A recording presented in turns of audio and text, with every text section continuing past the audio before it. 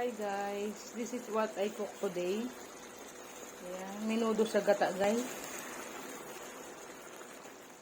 Pork and chicken menudo sa gata. As you can see, ayan, luto na siya guys. Pork and chicken menudo sa gata. May mga tira-tira kasi ako guys na gata. Meron ako mga tira-tira pa hinaan ko lang.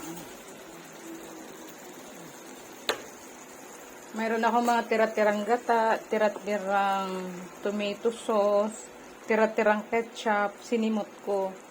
Tapos, may mga ready na akong na slice na pork. Ayan. Pork liempo. Kaya niluto ko today, menudo.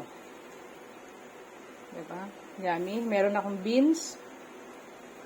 Sakto, hindi na ako bumili ng bell pepper guys kasi meron akong chili pepper. Mas mabango to eh. Ayan.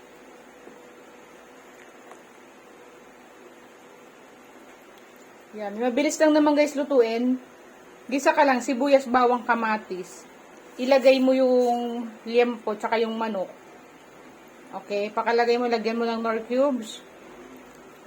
Pakalagay mo ng nor cubes, lagay mo na guys yung gata. Luto-lutuin mo yung pork sa gata.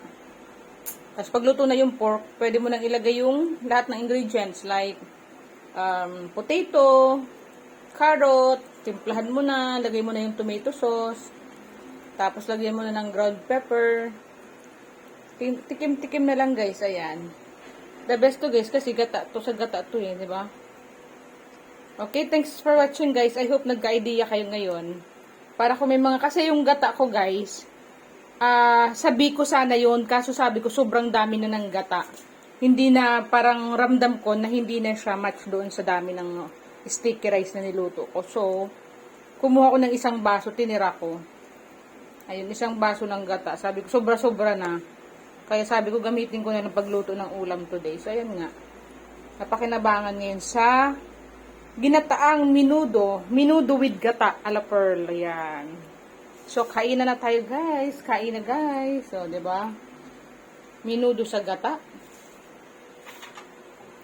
Thanks for watching. Bye-bye.